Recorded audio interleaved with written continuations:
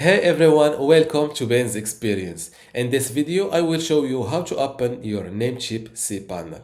But before that, I want to let you know that you can access my Namecheap course within my university for free.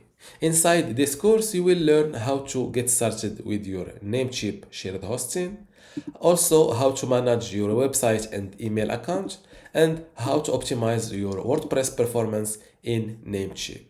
Plus, you'll get access to my other available courses and also the upcoming ones. To join my university today for free, just go to university.bensexperience.com.